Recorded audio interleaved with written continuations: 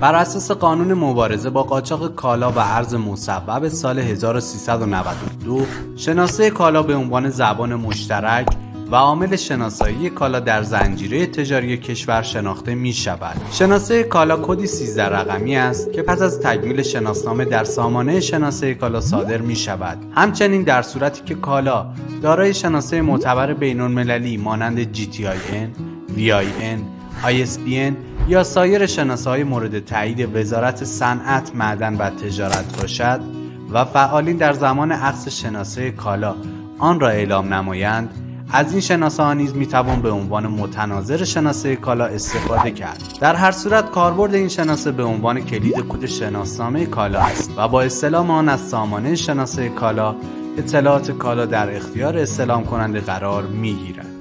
قبل از شروع آموزش جهت اطلاع کاربران محترم باید عرض کنیم فرآیند اخذ شناسه کالا برای کاربرانی که شخصا نسبت به اظهار شناسه کالا در سامانه جامعه تجارت اقدام می‌کنند کاملا رایگان است و با توجه به اینکه صدور شناسه کالا بر اساس اظهار کاربران صورت می‌گیرد باید نهایت دقت را در ورود اطلاعات داشته باشید، چرا که مسئولیت و هزینه‌های ناشی از اخذ و انتخاب شناسه کالای نامناسب در عملیات‌های مختلف از قبیل اظهار تولید بر عهده کاربر است.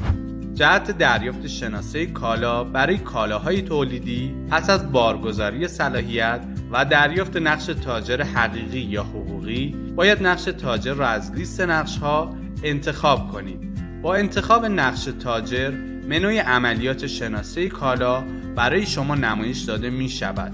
کاربران گرامی توجه داشته باشید که شناسه کالا برای کالاهای تولیدی به ازای هر شخص حقیقی یا حقوقی صادر می شود و تولید کننده برای اظهار تولید در سامانه جامعه تجارت فقط می تواند از شناسه کالاهایی که خودش اخذ کرده است استفاده کند. برای ثبت درخواست اخذ شناسه کالا از منوی سمت راست عملیات شناسه کالا ثبت کالای جدید رو انتخاب کنید.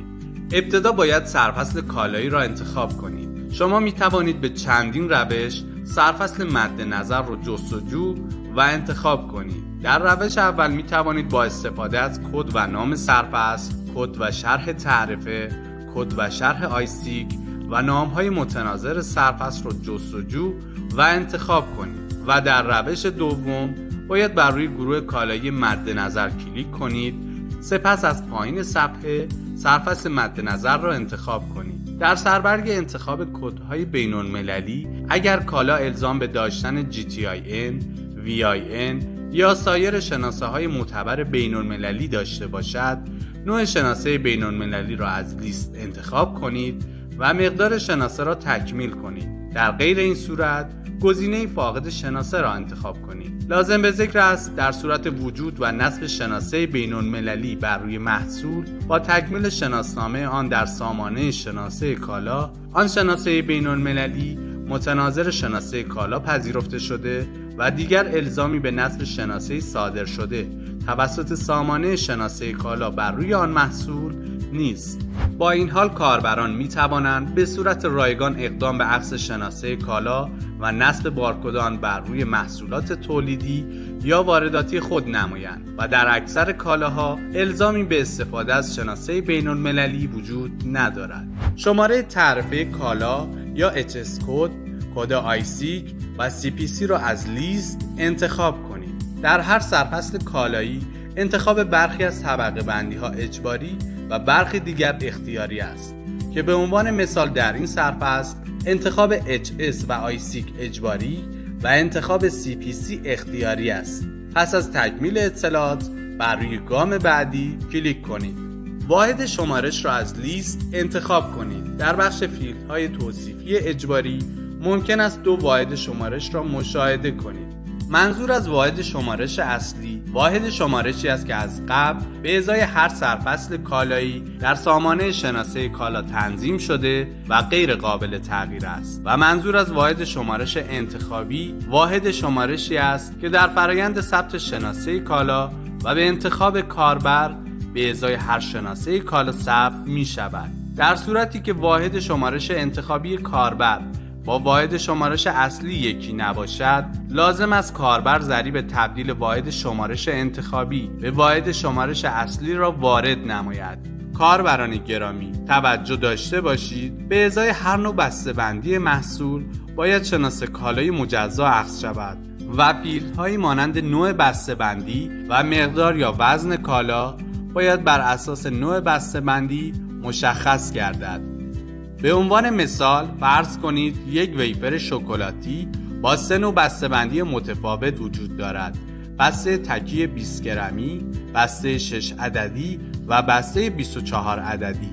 برای اخذ شناسه کالای این محصول اگر واحد شمارش انتخابی را عدد انتخاب کنید، با توجه به اینکه واحد شمارش اصلی کیلوگرم است و وزن محصول 20 گرم است، ضریب تبدیل 2/100 مقدار دهی خواهد شد. همچنین در تکمیل شناسنامه کالا نوع بسته‌بندی بسته سلفونی و وزن آن 20 گرم انتخاب خواهد شد و برای اخذ شناسه کالای این نوع از بسته‌بندی ویفر شکلاتی با توجه به وزن 20 گرمی هر یک از ویفرها، وزن بسته 6 عددی برابر با 120 گرم خواهد شد.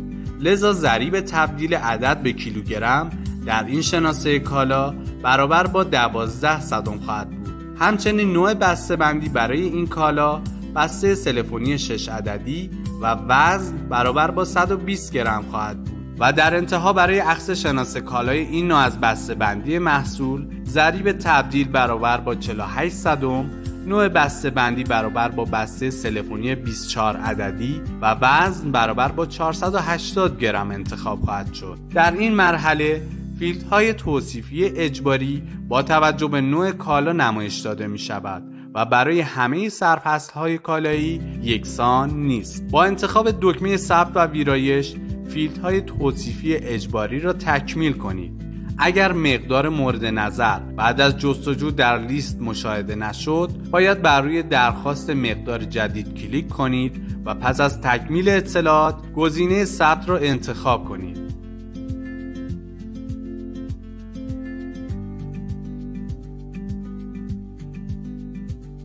در ضمن در صورتی که برای فیلد نام تجارتی از مقدار جدید استفاده کنید، باید در مرحله پیوست گواهی ثبت برند را بارگذاری نمایید. پس از تکمیل اطلاعات بر روی گام بعدی کلیک کنید. تکمیل اطلاعات فیلدهای اختیاری الزامی نیست و می توانید بدون مقداردهی به این فیلدها به گام بعدی بروید. پس از تکمیل اطلاعات بر روی گام بعدی کلیک کنید. اگر مستنداتی در خصوص کالای مورد نظرتان نیاز هست ارسال کنید، بر روی افزودن فایل کلیک کنید و فایل مورد نظر را بارگذاری کنید. پس از تکمیل اطلاعات گزینه ثبت و ارسال را انتخاب کنید. همچنین اگر به هر دلیلی نتوانستید اطلاعات را در هر مرحله‌ای ثبت کنید، می توانید بر روی گزینه ذخیره کلیک کنید تا درخواستی با وضعیت ارسال نشده در منوی درخواست‌های در گردش ایجاد شود و در زمان مناسب برای تکمیل یا ویرایش اطلاعات به این منو مراجعه کنید.